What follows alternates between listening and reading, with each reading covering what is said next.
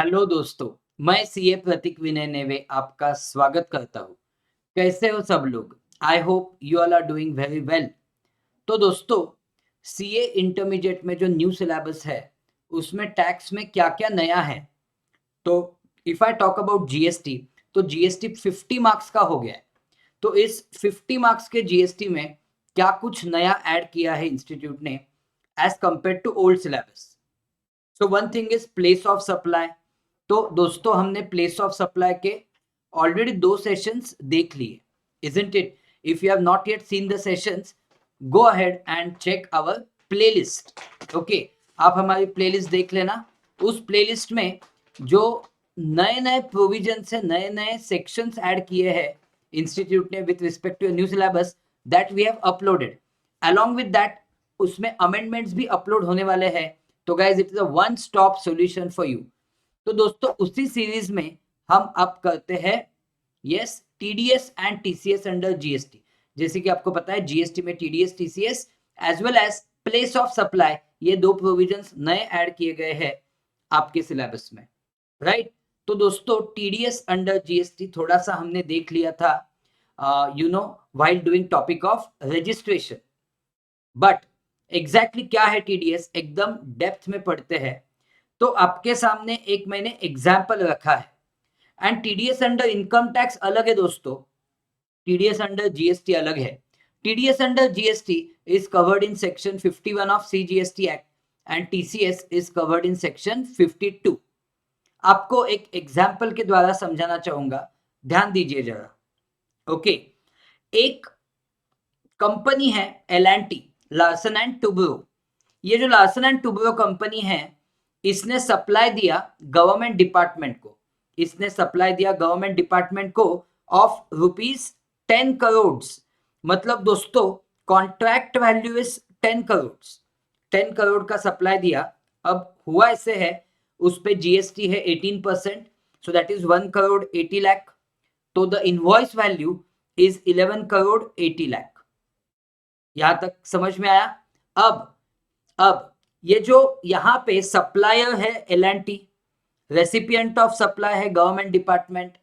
Now guys, ideally speaking, the recipient of supply should have paid 11 crore 80 lakhs to L&T. मानते हो कि नहीं? Full 11,80,000 L&T को देना चाहिए। Then L&T will pay 1 crore 80 lakhs to government as GST. yes or no? ये typically होना चाहिए। बट कुछ नोटिफाइड केसेस में क्या बोला गया है, कुछ नोटिफाइड केसेस में बोला गया है कि while the recipient of supply makes payment to supplier of value plus GST, कुछ अमाउंट डिडक्ट होगा as TDS of GST. Yes, सही सुना आपने। ये जो 1 करोड़ 80 लाख 1 करोड़ 80 लाख जीएसटी है, जो रेसिपिएंट ऑफ सप्लाई सप्लाई को देने वाला है और जो सप्लाई गवर्नमेंट को देने वाला है, यस, उस 1 करोड़ 80 लाख में से, इस 1 करोड़ 80 लाख में से कुछ अमाउंट होगी TDS, tax deduction at source. तो एग्जैक्टली क्या होगा दोस्तों, when payment is being made by government department to L&T, then the payment with respect to GST will not be of entire 1 crore 80 lakhs. No, उसमें से TDS deduct हो जाएगा। इस TDS का परसेंटेज है 1% सीजीएसटी, 1% एसजीएसटी। तो दोनों मिला के क्या हो जाएगा? दोनों मिला के हो जाएगा 2%। 2% ऑफ वैल्यू ऑफ सप्लाई। तो यहाँ पे वैल्यू ऑफ सप्लाई 10 करोड़ था, तो please calculate 2% of 10 crore. 2% of 10 crore guys is 20 lakh. तो 20 लाख टीडीएस हो जाएगा minus, and net GST which recipient of supply, that is government department, will pay to supplier will be how much? It will be 1 crore 60 lakh. Now this 1 crore 60 lakh will be deposited by L&T to government as their GST liability. और ये जो government department है, मतलब recipient of supply है, recipient of supply deposit करेगी ये 20 लाख रुपए। So basically my dear friends, GST collected by government continues to be 1 crore 80 lakhs. क्या जीएसटी कलेक्टेड में चेंज हुआ? बिल्कुल नहीं, no change at all. But क्या चेंज हुआ फिर?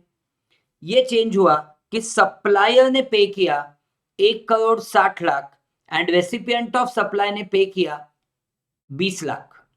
तो क्या सर ये रिवर्स चार्ज है? नहीं दोस्तों, ये रिवर्स चार्ज नहीं है. Here liability of GST continues to be of supplier, but for time being recipient of supply is given responsibility of deducting tax at source and depositing to the government. Okay, sir तो क्यों किया है इसे? Why do we have provisions of TDS? देखो दोस्तों, ये TDS के provisions चाहे इनकम टैक्स में हो या जीएसटी में हो, इससे होता क्या है? इससे ट्रांसपेरेंसी एस्टेब्लिश हो जाती है. One type of transparency is established because of provisions of TDS. Okay, आप ज्यादा लोगों को सिस्टम में इन्वॉल्व करोगे तो फ्रॉड होने के चांसेस कम हैं, तो ऑडिट ट्रेल बढ़ जाता है. ऑडिट ट्रेल बढ़ जाता है और इवेजन के चांसेस कम हो जाते हैं. ये समझना है. Okay, so come on guys, government got how much? Government got 1 crore 80 lakhs. Okay, what was the transaction value? Transaction value was 10 crores in our example. On 10 crores government got 1 crore 80 lakhs. तो change क्या हुआ? देखो, change ये हुआ कि 1 करोड़ 60 लाख पे किए supplier ने और 20 लाख पे किए रेसिपिएंट ऑफ सप्लाई ने. Did you guys understand this? But ये प्रोविजंस करने के बाद एक इंपॉर्टेंट पॉइंट जो याद रखना है is that these provisions will be applicable only in notified cases. Again guys, section 51 of CGST Act is talking about provisions of TDS, but ये TDS के provisions सिर्फ और सिर्फ notified cases में applicable है. Have I made myself clear? So don't apply this in each and every transaction. Please apply it only in notified cases. Agreed? क्या सबको यहां तक समझ में आया? मैकेनिज्म एक समझना इंपॉर्टेंट है कि गवर्नमेंट करना क्या चाह रही है. What is government trying to do?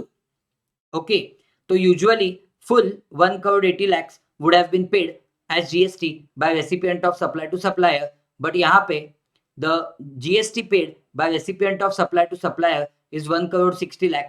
20 lakhs is TDS of GST, which is deducted by recipient of supply, and recipient of supply has deposited that to the government. Eventually जो 20 लाख रुपए recipient of supply ने deposit किए, eventually जो 20 लाख रुपए recipient of supply ने deposit किए वो चले गए ई कैश लेजर में. किसके ई कैश लेजर में? यस, L&T मतलब सप्लायर के ई कैश लेजर में. So guys, government got entire 1 crore 80 lakhs which they deserved. Agreed? Which they deserved as GST. They got it. क्या बर्डन किस पे रहा? Burden of paying GST continued with the recipient of supply. Okay, क्योंकि देखो recipient of supply ने 1 करोड़ 80 लाख में से 1 करोड़ 60 लाख दिए सप्लायर को, 20 लाख डिडक्ट किया TDS of GST and that has been paid to the government. So eventually outflow of GST from his pocket is 1 crore 80 lakhs. So that also has not changed. Okay, तो ये है आपके TDS के provisions. इसका overview. अब ये देखना है कि TDS के ये प्रोविजंस अप्लाई कब होते हैं. तो first and foremost important thing जो आपको याद रखनी है वो अप्लाई होते हैं if contract value exceeds, yes guys, if contract value exceeds rupees 2,50,000. सही सुना आपने? if contract value exceeds 2,50,000, मैंने ऐसे नहीं बोला कि if the transaction value exceeds 2,50,000. no, मैंने बोला if contract value exceeds 2,50,000. मतलब in a year जो भी कॉन्ट्रैक्ट किया है, कितने रुपए का कॉन्ट्रैक्ट किया है, by supplier and recipient of supply, ये देखना चाहिए. And if that exceeds 2.5 lakhs, then my dear friends, provisions of TDS would apply. तो कॉन्ट्रैक्ट वैल्यू वाला पॉइंट समझ में आ गया. सेकेंडली, तो मैंने आपको यहाँ पे एक एग्जाम्पल दिया है. देखो, इस एग्जाम्पल में B is the government department and B is the recipient of supply and A is the supplier. Okay, A is the supplier. Point समझा कि नहीं? Yes sir. Invoice values are 2 lakh. Invoice number 1, invoice number 2 5 lakh, 3 1,50,000, 4 50,000. तो suppose आप sum total देखोगे, सो that is exceeding 2.5 lakhs. ये देखो, 5 + 2 7, 7 7 + 1.5 8.5, 8.5 + 0.5 9 lakh. तो guys, TDS will happen on the entire, or you can say on in all the cases, because contract value is exceeding how much? It is exceeding 2.5 lakhs. Did you all understand? तो TDS applicability के लिए TDS जो notified cases में apply होगा, उसमें वह apply होने के लिए the contract value should exceed ₹2.5 lakhs. Then आता है the rate of TDS. So I hope सबको रेट ऑफ TDS समझ में आ गया है. The rate of TDS is 1% CGST, 1% SGST. Okay, 1% of what? 1% of value of supply, हाँ, not 1% of GST.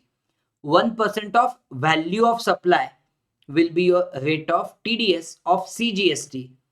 Similarly, 1% of value of supply of SGST and 2% of value of supply in case of IGST. तो yes sir, ये समझ में आ गया. अब बताओ कि नो TDS वाले सिचुएशंस क्या होंगे? नो TDS वाले सिचुएशंस मतलब those situations where even if it's a notified case, TDS apply नहीं होगा. तो नो TDS वाले सिचुएशंस होंगे. 1 PSU, public sector undertaking, dealing with another PSU. मतलब supplier and recipient of supply both are public sector undertakings, so there is no question of TDS in this case. Okay, I'm not saying no GST, I'm saying no TDS. Okay, and dosto, I challenge you that you watch the session till this end, and कुछ भी नहीं समझा ऐसे होगा ही नहीं. That is my personal challenge to you, because we are going to dig deep into the topic. ऐसा नहीं है कि सिर्फ कॉन्सेप्ट बता के आपको छोड़ने वाला हो. We are going to go in deep examples which have been asked at CA final level as well. तो उसमें से 1-2 एग्जाम्पल्स आपको इंटरमीडिएट में पूछने के बहुत बढ़िया चांसेस है. ओके, सिमिलर हमने सेशंस लिए हैं प्लेस ऑफ सप्लाई पे, तो आप प्लीज वो भी जाके देखना. इस वीडियो के डिस्क्रिप्शन में आपको प्लेलिस्ट मिल जाएगी for all relevant sessions for your May 2024 exams. Right guys? चलो, then supplier is government department, recipient of supply is government department, तो उस केस में भी TDS अप्लाई नहीं होगा. Further supply PSU, recipient of supply government department और vice versa, तो इन cases में दोस्तों क्या नहीं होगा? TDS के प्रोविजंस अप्लाई नहीं होने वाले, irrespective of contract value exceeding 2.5 lakhs. Then rate of TDS तो हमने डिस्कस किया. अगर इंट्रा स्टेट सप्लाई है तो of course 1% CGST, 1% IGST, and अगर इंटर स्टेट सप्लाई है तो 2% IGST, isn't it? Then अब उसी एग्जाम्पल में TDS डिपॉजिट किसको होगा? ऑफ कोर्स गवर्नमेंट डिपार्टमेंट, मतलब वो जाएगा GST अकाउंट में. ओके, तो हमारे एग्जाम्पल में of course L&T was deduct T. L&T was deduct T. Why it was deduct T? क्योंकि उनका TDS हुआ deduct, and government department was deductor because they have deducted tax at source of GST of L&T. Okay और हमने registration topic में क्या देखा था कि this government department will have to mandatorily take registration under GST for the purpose of deducting tax at source. Okay, तो deposit होना चाहिए up to 10th of the next month. तो सपोज मैंने एक एग्जांपल लिया कि आपने TDS किया डिडक्ट 2nd मई को. If you deducted TDS on 2nd May, then guys you should deposit it by 10th of next month. So you should deposit it by 10th of June in our example. Okay, तो ये सब examples आपको दे रहा हूँ क्योंकि you know examples के द्वारा फटाफट याद रहेगा आपको.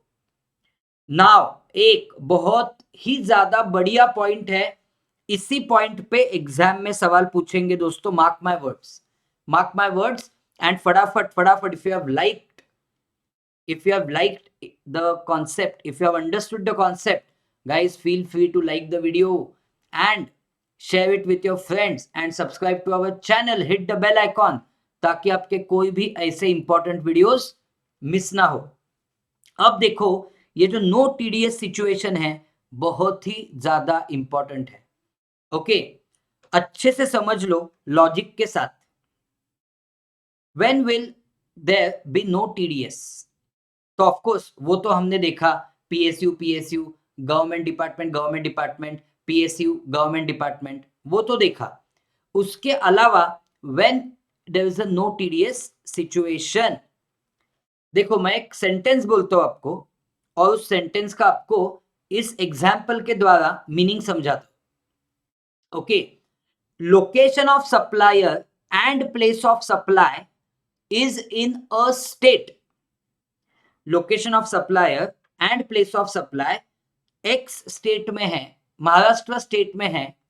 So location of supplier and place of supply is in a state, मतलब single state which is different than location of recipient of supply.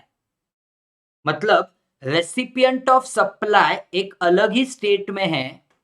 Assume recipient of supply Maharashtra में है, but guys location of supplier, suppose supplier architect है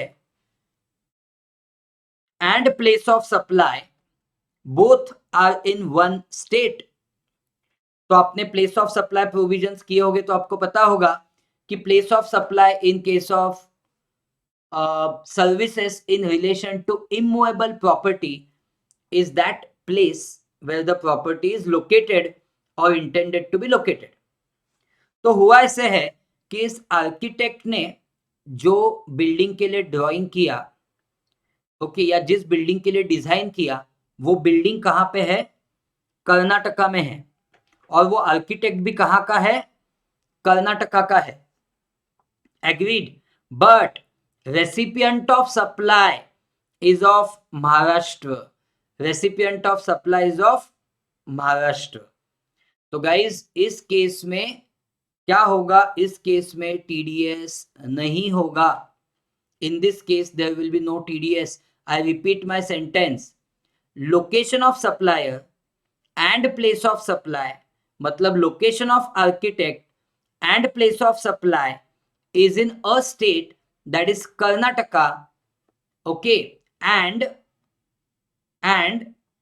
so location of supply and place of supply is in a state which is different than the state of recipient of supply. Recipient of supply है महाराष्ट्र में. Okay, अब दोस्तों practical difficulty देखो क्या आने वाली है. प्रैक्टिकल डिफिकल्टी ये है कि देखो लोकेशन ऑफ सप्लायर कर्नाटका है, प्लेस ऑफ सप्लाई भी कर्नाटका है, तो ये हो गया इंट्रा स्टेट सप्लाई. क्या आप मानते हो this is an intra state supply? क्योंकि इंट्रा स्टेट है या इंटर स्टेट है ये डिपेंड होता है on the location of supplier and place of supply. तो वो दोनों सेम स्टेट में है. तो यहां पे दोस्तों आएगा CGST प्लस SGST. ये तो बेसिक है, यस। अब ये जो रेसिपिएंट ऑफ सप्लाई है, ये जो रेसिपिएंट ऑफ सप्लाई है, ये जो पे करेगा ना किसको, आर्किटेक्ट को, वो क्या पे करेगा, value plus CGST and SGST of Karnataka state, isn't it? ये क्या कितना पैसा पे करेगा? Suppose 10 lakh rupees is the value, then he will pay 90,000 rupees CGST, 90,000 rupees SGST, मतलब total 11,80,000. 11,80,000 will be paid by recipient of supply to the supplier without deducting TDS. एक minute के लिए एज्यूम करते हैं कि टीडीएस की प्रोविजन अप्लाई होती यहां पे, तो दोस्तों अप्लाई भी होती तो डिफिकल्ट होता बी को, क्या डिफिकल्ट होता बी को, to pay CGST and SGST of Karnataka, because B is registered in Maharashtra.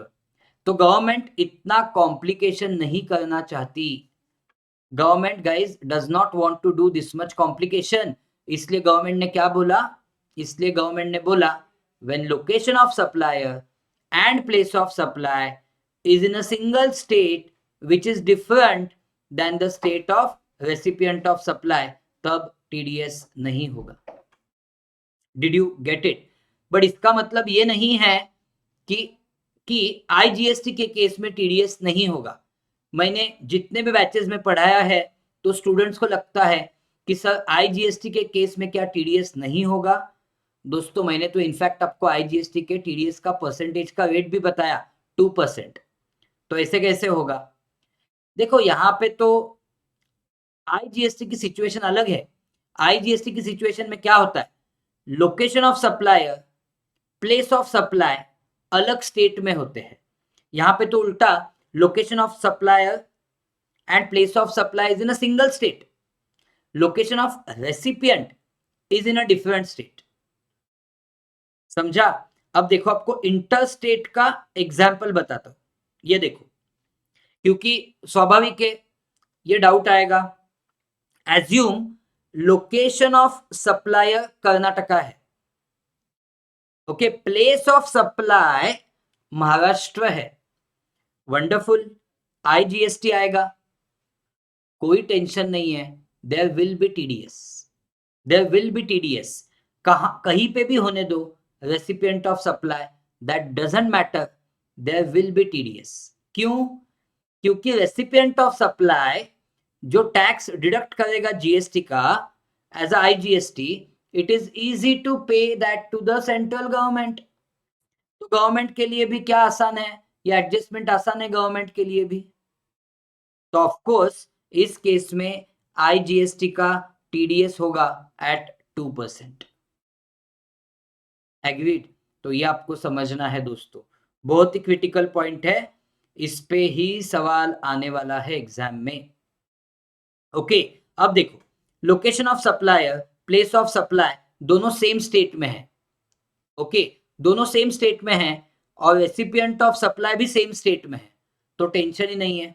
So go ahead and do TDS, I mean apply CGST and SGST, because location of supply, place of supply is in same state and recipient of supply is also in the same state. So go ahead, apply CGST, apply SGST and दोनों पे TDS करना at 1% each, provided this is a notified case and other conditions are satisfied. Okay, now दोस्तों बहुत ही ज़्यादा मैं सोचता हूँ students के बारे में, और मुझे पता है कि स्टूडेंट्स को ज़्यादा से ज़्यादा स्पून फीडिंग देना चाहिए. Okay, especially in context of such new things which are introduced in the syllabus. तो देखो मैंने यहाँ पे आपको एक नोट लिख के दिया है, why there is no TDS situation. Why भी समझना चाहिए ना. सो देखो, GST payable is CGST plus SGST. आप कौन सा वाला केस ले लो, LOS, location of supplier, place of supply, Karnataka and location of recipient of supply Maharashtra, वो वाली केस ले लो, उस केस में टीडीएस क्यों नहीं है? तो क्या ये मानते हो GST payable is CGST plus SGST? Yes sir. Location of supplier, place of supply same state में है, यस वो भी लिखा है।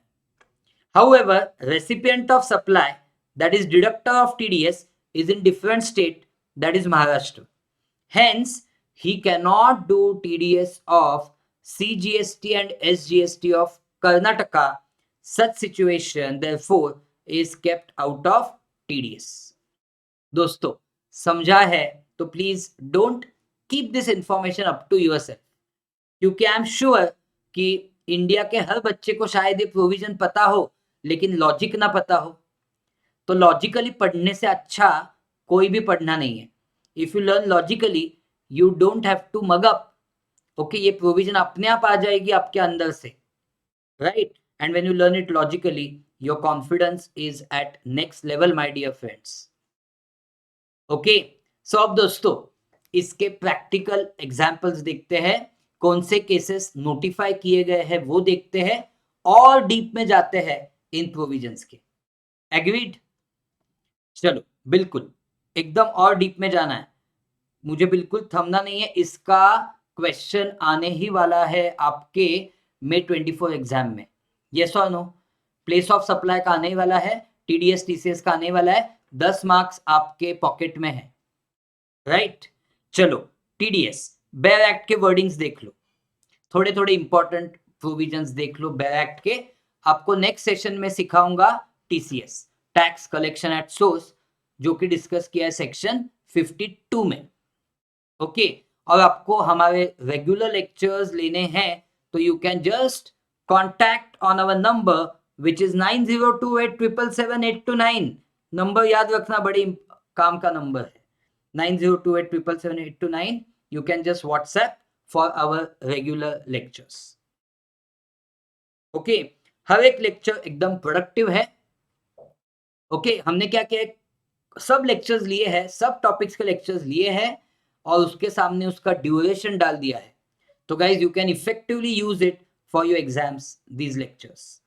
तो just go ahead and take maximum advantage of it. देखो section 51, notwithstanding anything to the contrary contained in this act, the government may mandate, किसको government mandate मतलब कंपल्सरी कर सकती है? डिपार्टमेंट और एस्टैब्लिशमेंट ऑफ सीजी और SG, local authority, governmental agencies and such persons, category of persons as may be notified by government. किसके लिए mandate कर सकती है? To deduct tax at the rate of 1%। अब ये 1% बोला गया है सीजीएसटी में, so similar 1% is discussed in SGST and 2% is discussed in IGST, okay. और अगर यूनियन टेरिटरी में इंट्रा स्टेट सप्लाई है तो of course 1% is mandated in UTGST act. तो इफेक्टिव परसेंटेज टीडीएस का बन जाता है 2% फ्रॉम पेमेंट मेड और क्रेडिटेड टू द सप्लायर। तो सप्लायर को इसके बाद बोलेंगे deductee, LNT, you are well aware of this, of taxable goods और सर्विसेज और both where the total value of such supply under the contract exceeds 2,50,000। Okay, तो ये सब तो हमने अभी किया है, मैंने आपको सब कुछ बता दिया है। Provided no deduction of tax shall be made if location of supplier and place of supply is in a state or UT which is different from state or as the case may be UT of registration of the recipient। Sir हमें तो ये logic के साथ पता है, इतना ही नहीं आपने लॉजिक भी लिख के दिया है, राइट? तो nothing new in this, yes sir. Explanation, for the purpose of deduction of tax specified above, the value of supply कैसे लेना चाहिए आपको? एक्सक्लूडिंग जीएसटी, ठीक है। The amount deducted as tax under this section shall be paid to the government by deductor within 10 days. Yes sir, ये भी देख लिया. 2 मई को डिडक्ट किया था तो डिपॉजिट करना चाहिए by 10th of next month, that is 10th of June, after the end of the month in which such deduction is made in such manner as may be prescribed. Okay, certificate of tax deduction at source shall be issued. ठीक है.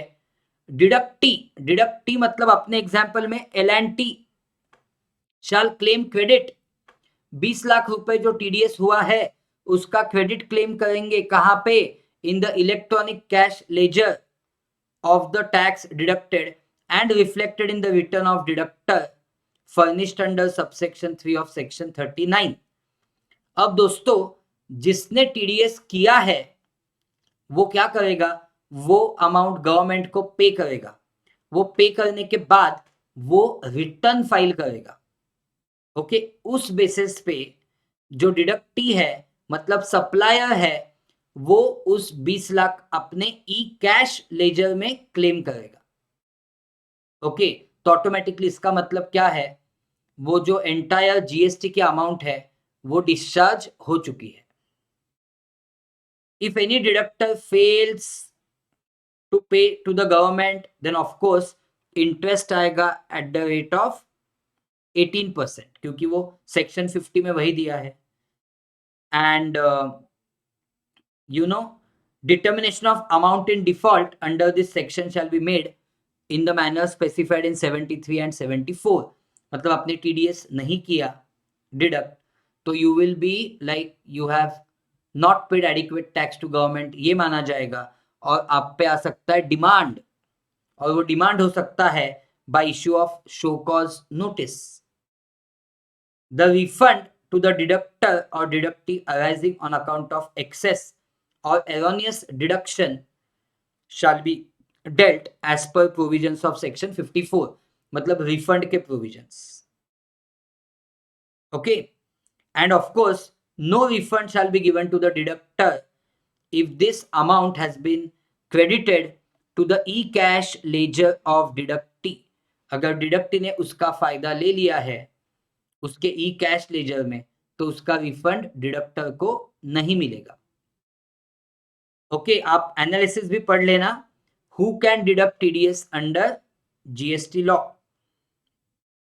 Okay, now last point दिया था notified persons section 51 में. तो किसको notify किया है?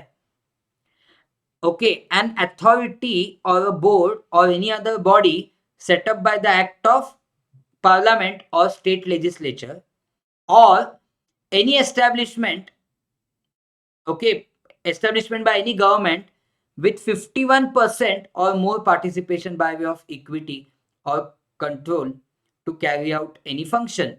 मतलब दोस्तों public sector company. Okay. So see, provisions of section 51 are applicable only to such authority or board or any other body set up by the act of parliament or state legislature or establishment by any government in which 51% or more participation is with the government, and then society which is established by central government or state government and public sector undertakings. तो ये सब दोस्तों cover हो जाएंगे as deductors in section 51. And आपको पता है कब डिडक्ट करना चाहिए? When the contract value exceeds 2.5 lakhs. And contract value is the amount, okay, not each invoice amount, is the overall contract value, and that is the value excluding GST. ये भी याद रखना है, contract value is excluding GST. okay, ये भी समझ में आया? Categories of persons not liable to deduct TDS, PSU to PSU, government to government, वो सब समझ में आया है. परसेंटेज भी समझ में आया. 1% CGST, 1% SGST and 2% IGST. Okay, value of supply का भी मीनिंग समझ में आ गया. That will exclude GST, and you should deposit the TDS with government by 10th of the month. Yes sir. TDS certificate के डिटेल्स देख लो. Okay, TDS certificate होगा GSTR 7A form में. उसमें क्या क्या डिटेल्स होंगे ये मैंने यहाँ पे डिस्क्राइब किया है. So please kindly go through that. Non remittance किया तो जो इंटरेस्ट आएगा वो भी डिस्कस किया. ये कहां पे रिफ्लेक्ट होगा amount of TDS? In the E cash ledger of the deductee. ये भी दोस्तों समझ में आया? यस. तो दोस्तों यहां तक I hope it is absolutely clear to all of you.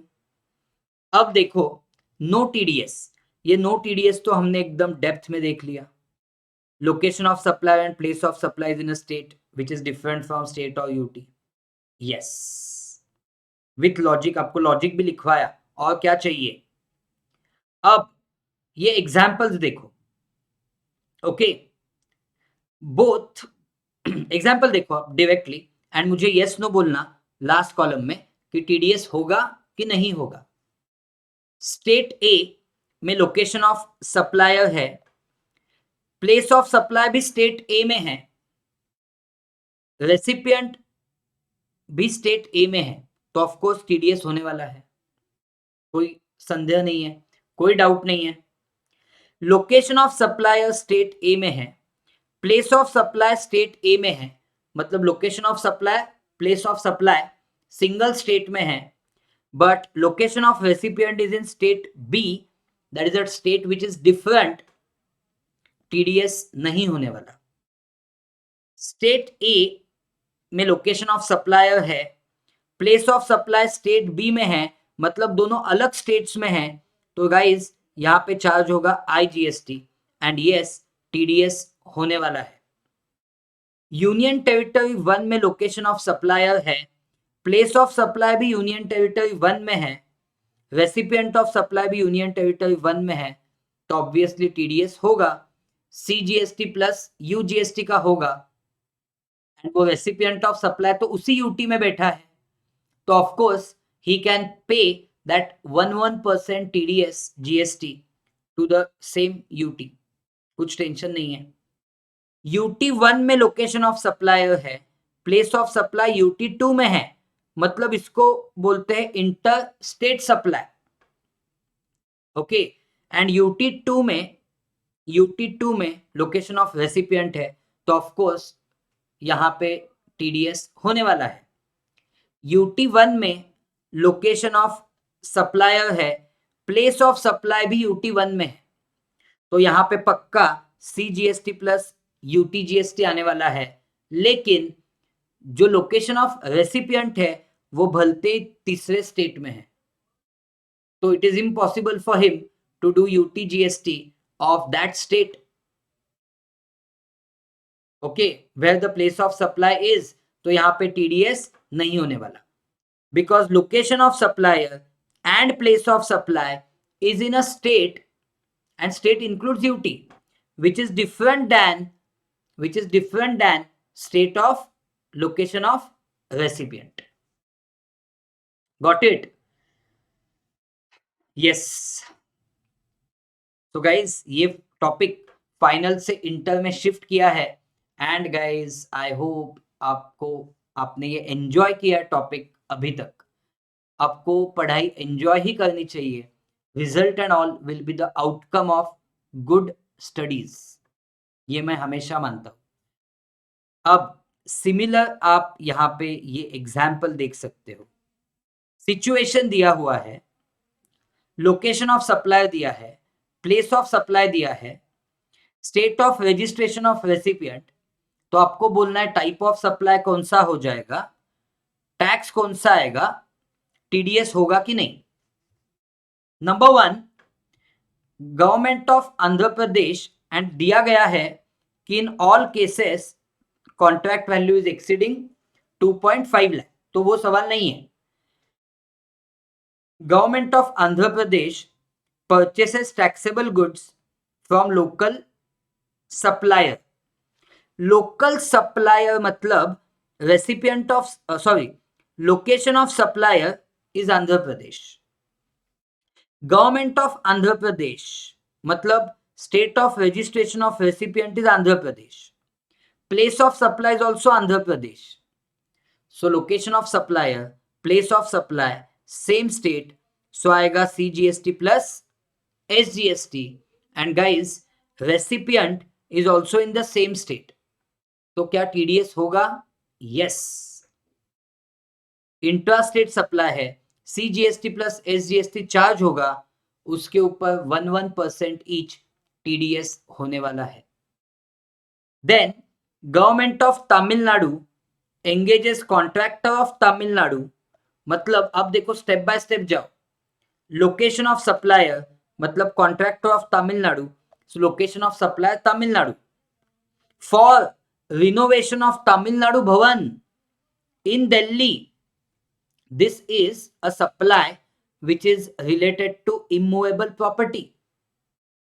Supply of service in relation to immovable property. तो यहाँ पे place of supply है new Delhi. So location of supplier, place of supply is in different states. तो यहाँ पे आएगा IGST and of course TDS होने वाला है. ये देखना भी नहीं है कि लोकेशन ऑफ रेसिपिएंट क्या है, बट एनीवेज क्या है यहाँ पे? Government of Tamil Nadu. So Tamil Nadu, तो of course there will be IGST. It is interstate supply and TDS होने वाला है. Then government of Punjab purchases taxable goods from supplier in Delhi. Location of supplier Delhi. Place of supply देखो, government of Punjab purchases taxable goods from supplier in Delhi. मतलब वो goods Punjab में आए होंगे, तो place of supply Punjab. Location of recipient of supply Punjab. Anyways location of supply new Delhi, place of supply Punjab. CGST plus yes sorry it's in different. Location of supply, place of supply is in different states. तो guys यहाँ पे आएगा IGST, isn't it? It doesn't matter where is the location of recipient in such cases. Yes, IGST interstate. अब देखो सबसे मजे वाली बात, government of Andhra Pradesh engages contractor of Delhi for renovation of Andhra Bhavan in Delhi. Location of supplier is contractor of Delhi. So ये हो गया location of supplier. Place of supply for renovation of Andhra Bhavan in New Delhi. तो ये बन गया place of supply. तो for sure यहाँ पे आएगा CGST plus SGST. आपको पता है कि Delhi in spite of being union territory वहां पे CGST लगता है इंट्रा स्टेट सप्लाई के केसेस में. यस, तो C+S आ गया. अब आपको देखना है what is the location of recipient of supply. तो it is government of Andhra Pradesh. So it is Andhra Pradesh. So guys क्या प्रॉब्लम हुआ है? Location of supplier and place of supply is in a single state and which is different from state of location of recipient of supply. So it's impossible to do TDS. Okay, देखो ना, आंध्र प्रदेश वाला TDS करेगा, okay, और वो पे कर सकेगा उसके ही गवर्नमेंट को, बट वो उसके गवर्नमेंट को ट्रांसफर करना पड़ेगा TDS न्यू दिल्ली के गवर्नमेंट को. So it's impossible to do such things. So उन्होंने क्या बोला है? Location of supply, place of supply is in a state, is in a particular single state, and location of recipient is in different state. तो उसमें आप TDS करना ही मत. Okay दोस्तों, इसके बावजूद कुछ डाउट आ जाता है तो feel free to put it in the comments. Okay चलो. And when TDS is not required to be made under GST, ये situations आप देख लेना. ये तो situation आपको पता है कि when total value of taxable supply is less than 2.5 lakhs in a contract, less than और इक्वल टू, क्योंकि टीडीएस आएगा when it exceeds 2.5 lakhs. Okay, तो देख लेना डिटेल में ये चीजें. Contract value is more than 2.5 lakhs for both taxable and exempted supply, but value of taxable supply is not exceeding 2.5 lakh. TDS नहीं आएगा. Receipt of services are exempted, TDS नहीं आएगा. Goods are exempted, TDS नहीं आएगा. Okay, goods on which GST is not leviable. Of course, there is no question of TDS because there is no question of GST. Okay. Then और क्या important बन जाएगा, negative list में activities है तो GST है ही नहीं, तो टीडीएस का सवाल ही नहीं आएगा. Okay, so guys this way you have to understand, क्या, this way you have to understand provisions of TDS. I hope that you have understood very well the provisions of TDS till this point. Yes or no? लगभग last कितना time हुआ, 45 minutes we have been discussing. बस एक illustration देख लो, last one for this session, and then guys we are going to stop, isn't it? We will stop after that. ये बाकी questions आप देख लेना. I am quite sure आपको concepts बहुत अच्छे से समझ में आए हैं. Right guys? चलो एकदम डिटेल में, मतलब कुछ भी नहीं छोड़ा हमने टीडीएस का, isn't it? चलो ये एग्जाम्पल्स देख लो. ये एग्जाम्पल्स के बाद तो आपका कॉन्फिडेंस आसमान छू लेगा, 4 चांद लग जाएंगे आपके प्रिपरेशन में. Okay, just give me 1 minute, I will put my laptop on charging. Just give me 1 minute. Yes I know मैं गायब हो गया हूं, बट कुछ नहीं.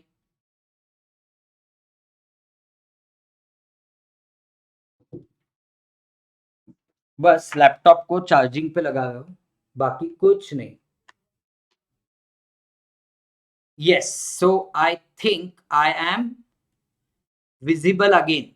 यस, देख लो इलस्ट्रेशन, देख लो सिचुएशन क्या है.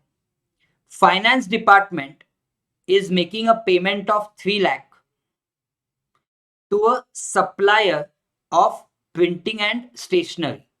So अपना जो कॉन्ट्रैक्टर है ना, उस कॉन्ट्रैक्टर ने प्रिंटिंग एंड स्टेशनरी का सप्लाई किया है. उस सप्लायर ने, रेसिपिएंट ऑफ सप्लाई कौन है, फाइनेंस डिपार्टमेंट है, मतलब finance department of India. Okay, and value of supply is 3 lakh, means it is exceeding 2.5 lakh, तो टीडीएस आएगा. सी, contract value of taxable supply is more than 2.5 lakhs, so deduction is mandatory. Education department is making payment of 5 lakh to supplier of printed books and printed or illustrated postcards where payment for books is 2 lakhs. अब ये समझना है कि books are exempted from GST. Books are exempted from GST. तो exempted supply है 2 lakhs, but 3 lakhs is taxable supply. So yes, TDS होने वाला है. So yes, deduction is required in respect of payment of 3 lakhs. That is for the payment in respect of taxable supply. Okay, books are exempted from GST. Okay, so no deduction is required in respect of books, but payment involving printed or illustrated postcards is for supply of taxable goods and value of such supply is exceeding 2.5 lakhs, so TDS is required. Finance department is making payment of 1.5 lakhs. क्या होगा, TDS नहीं होगा, because guys no TDS. Why? Because value of taxable supply is not exceeding 2.5 lakhs. ये देखो contract value should be more than 2.5 lakhs. Okay, however, if total value of supply under contract is less than 2.5 lakhs, TDS is not required. Then guys, बड़ा मजा आएगा आपको ये question देख के. Health department, मतलब health department of India executed a contract with local supplier to supply medical grade oxygen of 2.5 lakhs including GST. तो prima facie आपको लगेगा value exceeds 2.5 lakh, but guys it should be excluding GST. The contract value should exceed 2.5 lakh excluding GST. तो यहां पे suppose GST का percentage assume किया 12%, तो value of supply क्या होगा? 2.6 lakh is equal to 112. So 100 is how much? देखो working करके दिखा है यहां पे, which is less than 2.5 lakhs. So there will be no TDS in this case. Okay, then so याद रखना ये ऐसे भी cases. Municipal Corporation of Kolkata purchases heavy generator from a supplier in Delhi. Okay, now it is making payment of 5 lakhs and IGST at 18% on 5 lakhs for such purchase. तो of course TDS आएगा, क्योंकि TDS क्यों आएगा? क्योंकि the contract value is exceeding 2.5 lakhs. तो yes, TDS आएगा 2% on the value. ये 2% होगा TDS of IGST. Agreed? Then fisheries department is making a payment of 10 lakhs to a contractor for supplying labor for digging a pond for purpose of fisheries. अब दोस्तों ये supply ही exempt है. This supply itself is exempt, therefore no TDS. तो GST नहीं आएगा, so there is no question of TDS. Okay, then municipality is making payment of 5 lakhs to a supplier in respect of cleaning of drains where the value of supply of goods is not more than 25% of value of composite supply. ये suppose आपने exemption notification में देखा होगा, तो ये भी है exempt supply. So there is no question of GST. So of course there is no question of any TDS. Okay, then government school is making a payment of 3 lakhs to the supply of cooked food, for supply of cooked food as midday meal. दोस्तों ये भी supply है exam, तो GST ही नहीं आएगा. तो GST नहीं आएगा तो of course there is no question of any TDS. Then health department is making payment of 10 lakhs to a supplier for supply of hearing aid. ये भी है exam, so there is no GST, so of course there is no question of TDS. Getting it? तो बहुत ही obvious सी चीजें हैं, but एक बार once you have gone through this, you will understand it, you will be able to answer it well. Rate of TDS तो समझ में आ गया. तो एक इलस्ट्रेशन ये देख लो दोस्तों. Supplier X make supply worth 11,800 inclusive of GST to a municipality where contract for the supply is 15 lakh. मतलब दोस्तों it exceeds 2.5 lakhs. So yes, क्या TDS आएगा? Yes, TDS आएगा. ये जो पर्टिकुलर पेमेंट है ना, ये पर्टिकुलर पेमेंट 11,800 का है, which includes GST of 18%. तो what is the value in this case? value in this case is, do the cross multiplication, value in this case is 10,000. So दोस्तों 10,000 पे 1% will be CGST and 1% will be SGST. तो देखो, whether TDS will be deducted by municipality? Yes. Okay, following payment is being made by municipality to X. 10,000 हो जाएगा value of supply, जैसे discuss किया. CGST हो जाएगा 900 रुपए, SGST हो जाएगा 900 रुपए, because 9% each. Okay, tax to be deducted will be 1% on 10,000 which is 100 rupees. वो होगा आपका CGST जैसे डिस्कस किया, एंड 1% होगा आपका SGST. ये देखो, so after payment due to X after TDS will be ये जो 11,600. कैसे 11,600? 11,800 before TDS and 200 rupees TDS of GST. Agreed? समझ में आया सबको? एकदम प्रैक्टिकल सिनारियो आपने देख लिया. तो हर एक सप्लाई में कितनी वैल्यू है वो नहीं देखनी है for deciding whether TDS provisions will apply और नॉट. क्या देखना है? Whether contract value exceeds rupees 2.5 lakhs. Then supplier Y of Mumbai makes taxable supply worth 10,000 and exempted supply worth 20,000 in an invoice slash bill of supply. क्योंकि taxable supply के लिए आएगा invoice and exempted supply के लिए आएगा bill of supply.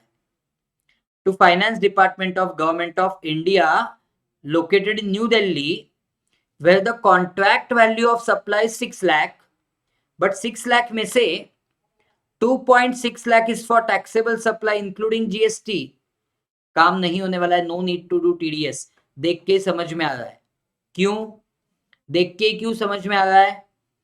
Because my dear friends 2,60,000 is equal to वो value of taxable supply है, वो भी कॉन्ट्रैक्ट वैल्यू है including GST, and GST is 18%.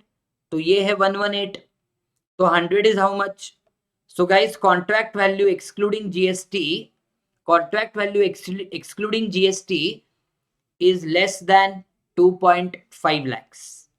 So there is no question of any TDS. Okay. तो guys I don't think ये सब करने के बाद इसके बाहर का कोई क्वेश्चन आएगा एग्जाम में. Okay, I am quite 100% sure about that.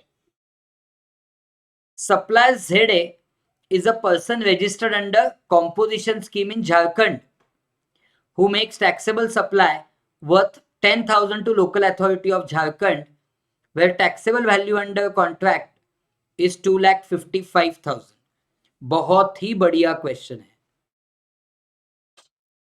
तो अब दोस्तों रेसिपिएंट ऑफ सप्लाई मतलब झारखंड की गवर्नमेंट पे करने वाली है सप्लायर को जो कि कॉम्पोजिशन स्कीम में है. तो क्या TDS आएगा?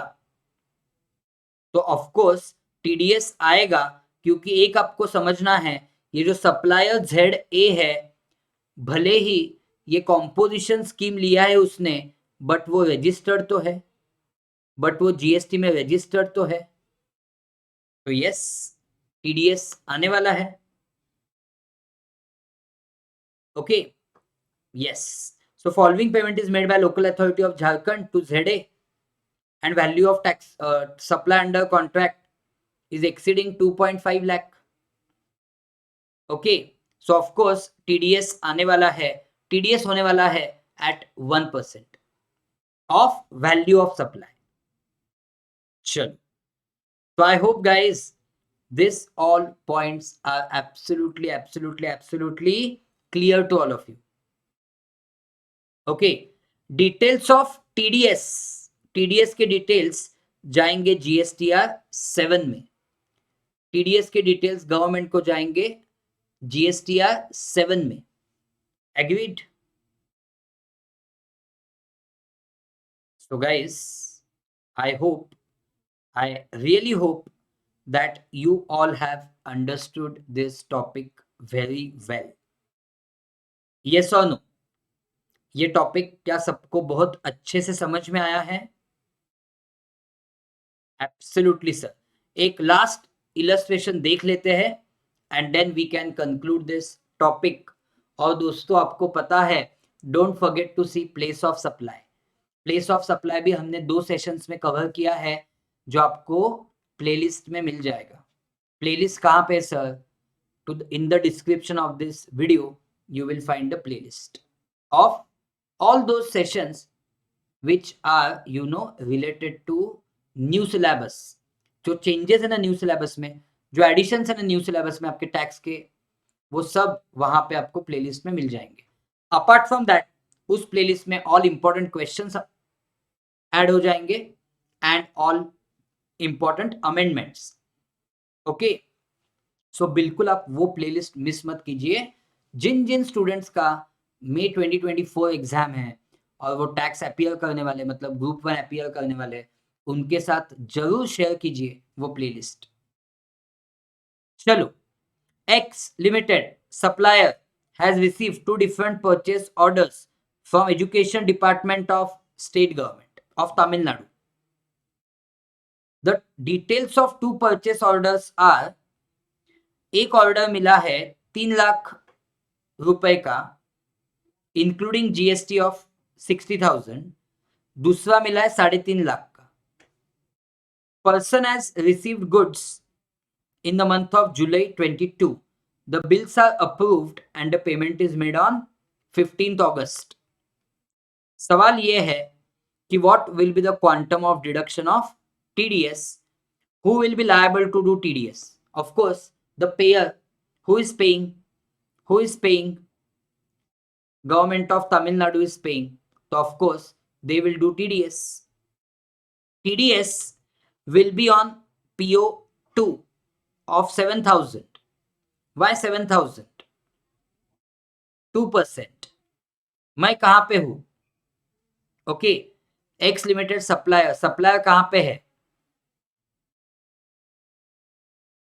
बताया है सप्लायर कहां पे है? नहीं बताया है. तो एनीवेज 1+1% और डायरेक्टली 2%, जो भी है टीडीएस हो जाएगा. But only on PO2 guys. PO1 में नहीं होगा. PO1 में क्यों नहीं होगा? क्योंकि PO1 में जो कॉन्ट्रैक्ट वैल्यू है ना, contract value is 3 lakh minus tax of 60,000. So contract value is not exceeding 2.5 lakh. तो नहीं होगा, PO1 में नहीं होगा. ओके, PO2 में होगा 7,000. एंड अब आप देखोगे कि पेमेंट हमने किया है कब? 15th अगस्त को.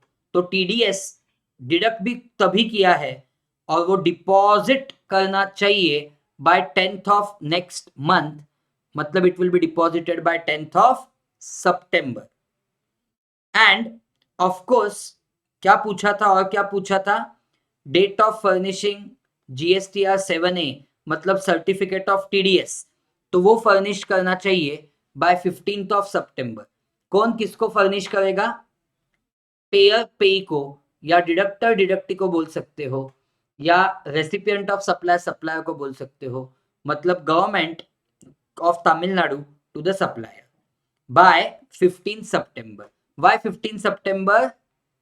Within 5 days of crediting of the amount to the government. और क्या पूछा है? Date of furnishing that GSTR 7. तो GSTR 7 भी फाइल होना चाहिए by 10th of the month following the month in which TDS was done. So by 10th of September, क्योंकि TDS किया था अगस्त में. Okay, and in case late furnish किया GSTR 7A, मतलब TDS का सर्टिफिकेट, तो कुछ पेनल्टी नहीं आती. वो भी आपको एक सवाल पूछा था, penalty for late furnishing of form GSTR 7A. सो मेरे प्यारे दोस्तों, all my dear brothers and sisters, देवियों सज्जनों, आई होप आपको एकदम ठीक से समझ में आया है provisions of TDS. So it was my pleasure to guide you. I see a Pratik Vinay Neve from Zest Learning. Say bye bye to you. I will meet you in the next session. Do subscribe to the channel. Hit the bell icon. Sir channel को subscribe क्यों करना चाहिए? बहुत simple reason है. ये playlist तो आपके पास है ही. ओके, उसके अलावा we are going to come up with strong revision for you for the tax. Okay, strong revision लेके आने वाले हैं हम आपके लिए.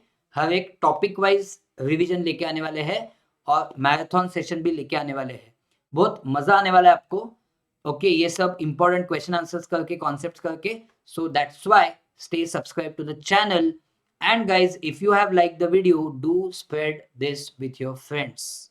Thank you so much. Bye bye. All the best.